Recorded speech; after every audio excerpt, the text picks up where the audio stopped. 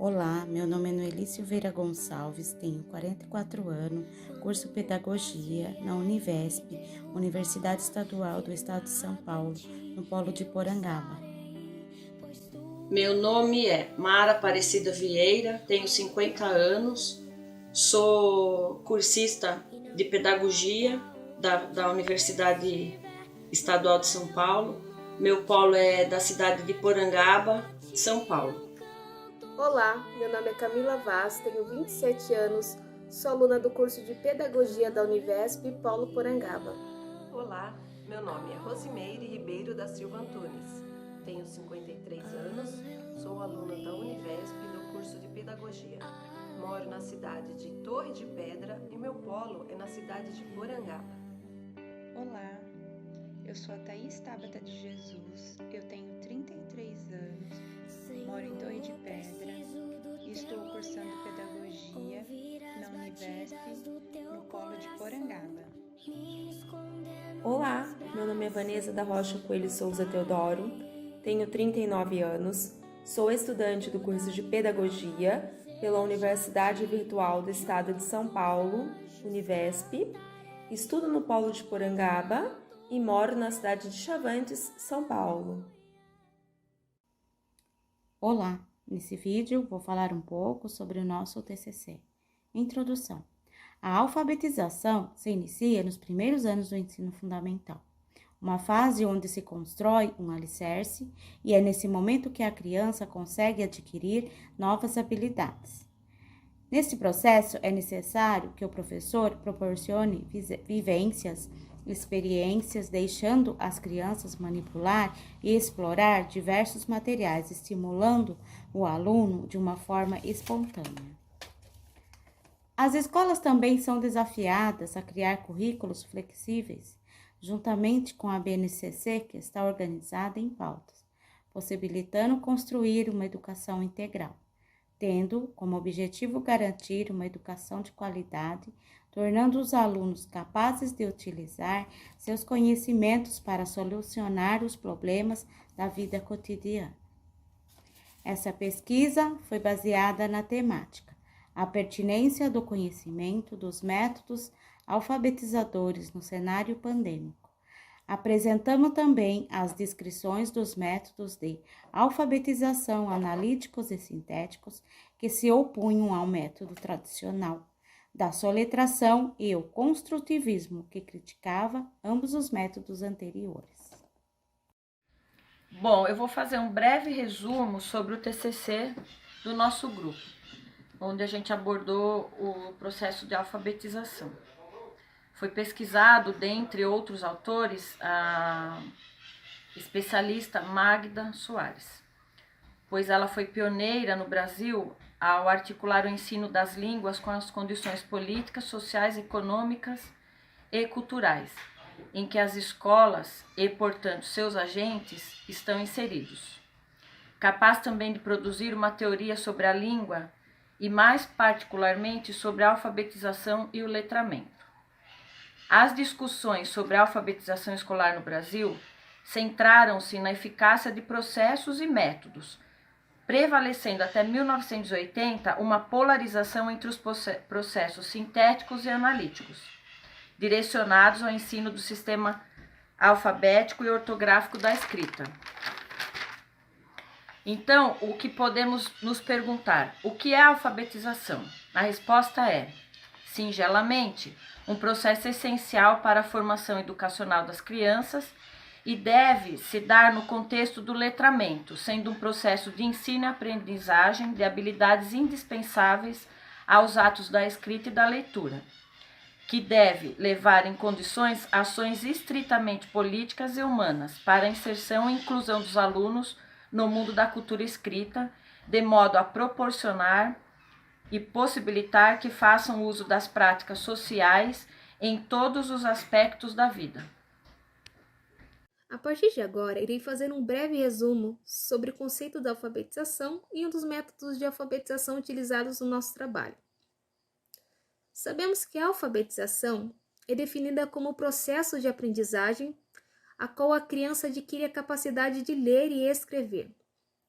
Esse processo é iniciado logo nos primeiros anos do ensino fundamental e é necessário que os professores utilizem de métodos eficazes para que isso ocorra com sucesso.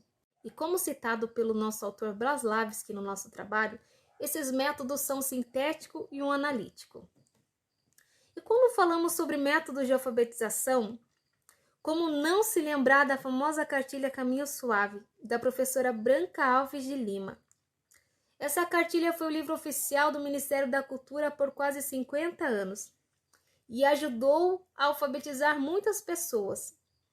Ela foi a ferramenta principal de alfabetização usada por professores por longos anos. Mas ao passar do tempo, essa cartilha se tornou inadequada para ser a única ferramenta de alfabetização utilizada pelo professor em sala de aula. Isso porque o foco da cartilha era nos códigos de comunicação. E para alfabetizar era necessário muito mais do que saber decifrar letras e sílabas. Então podemos afirmar que a alfabetização não se restringe somente a uma questão metodológica, pois isso envolve um sujeito falante, a dinamicidade da língua, os aspectos interativos e discursivos do sujeito. E é em uma escola, em uma sala de aula, onde a alfabetização ocorre. E ela ocorre, pois é lá que temos as condições necessárias para sairmos de lá com a habilidade de transformar a língua oral em língua escrita. Também é necessário que o professor se atente que alfabetizar não é somente colocar uma criança para ler, e sim acompanhar o seu processo de aprendizagem prestando atenção nas suas falas, nos seus sons, nos seus discursos, para que eles consigam transmitir de forma correta o que eles aprendem em sala de aula na sociedade. Porque, como citamos em nosso trabalho, o processo de alfabetização se inicia dentro de uma sala de aula, mas se concretiza na sociedade. Para fazer esse trabalho, optamos pela pesquisa bibliográfica, onde o principal objetivo é guiar as ideias do pesquisador para planejar, montar e realizar a pesquisa. A pesquisa bibliográfica se caracteriza por ser a leitura de livros, artigos acadêmicos, jornais ou outro material de cunho técnico ou acadêmico, com o propósito de fazer um apanhado completo sobre um determinado tema. Ela foi feita a partir de levantamento de referências teóricas já analisadas e publicadas por meios escritos e eletrônicos, como os livros, artigos científicos, páginas de websites, sendo essa abordagem qualitativa e seus objetivos exploratória. Discussão e métodos. Um dos objetivos aqui é esclarecer alguns aspectos da teoria da aprendizagem existentes nas práticas de ensino. Uma teoria pode orientar o processo de ensino de leitura e escrita em ambiente escolar. Do ponto de vista da aprendizagem cognitiva, os alunos não são vistos como os meros receptores de informação, e sim como indivíduo ativo na construção do seu conhecimento. A capacidade de aprender novos conceitos depende do conhecimento prévio e das estruturas cognitivas e novas informações já existentes no indivíduo. Como relatamos no conceito cognitivo, a motivação é um elemento primordial no processo de aprendizagem. Sobretudo, uma das coisas mais importantes que leva uma pessoa a aprender são suas curiosidades internas, necessidades e expectativas, relembrando que as crianças são fortemente marcadas pelo ambiente social ao seu redor, tendo a família como um fator de referência. É necessário trabalhar em um espaço infantil priorizando suas histórias, fomentando assim a comunicação, conhecimento. Os pequenos constroem sua realidade observando, relacionando-se com o ambiente e suas experiências de comunicação com os outros. A formação crítica dos alunos nas condições de transformações passam por questões de leitura e habituação, ou seja, a influência e a motivação que as crianças obtêm no ambiente à sua volta é um dos caminhos que a levam ao mundo da literatura. Quanto mais cedo as histórias orais e escrita entrarem na vida de uma criança, maior a oportunidade de aprender a apreciar uma boa leitura e desenvolver uma boa escrita. O papel do educador é criar um ambiente agradável e estimular essa proeza. Geraldinho, em sua pesquisa, ele trata de uma teoria chamada epistemologia genética. Acredita-se que ela é construída sobre o indivíduo e o ambiente em que vive. Já para Barbosa, o construtivismo e o ambiente social físico ocasionam oportunidades de interação entre sujeito e objeto, gerando conflitos e, consequentemente, uma reestruturação sobre o sujeito de suas construções mentais. O equilíbrio, equilibração, surgem quando o indivíduo organiza o conhecimento. O construtivismo pode ser trabalhado, mas para isso é preciso primeiro entender como a criança concebe a língua escrita. Considerações finais. No presente artigo, nós verificamos que existem desafios no processo de alfabetização da atual conjuntura. O processo de ensino e aprendizagem sofreu uma mudança abrupta em decorrência do cenário pandêmico. Por isso, os métodos de alfabetização e letramento, conforme conhecemos, precisam ser revisitados, precisam ser estudados. Levando em consideração todos os meios possíveis e fazendo uma análise sobre cada um deles, verificamos que eles são parcialmente inadaptados diante da complexidade do cenário que se desenhou. É sabido que a maior parte da aprendizagem sempre esteve vinculada ao ambiente escolar e ao ensino presencial. Dessa forma, a ruptura com esse tipo de ensino afetou o mecanismo de alfabetização e letramento, na medida em que existem lacunas muito maiores, lacunas que foram acentuadas. O método de alfabetização utilizado por cada instituição de ensino deve suprir as necessidades básicas do desenvolvimento das habilidades essenciais e, nesse momento, o desenvolvimento do saber precisam sanar as dificuldades.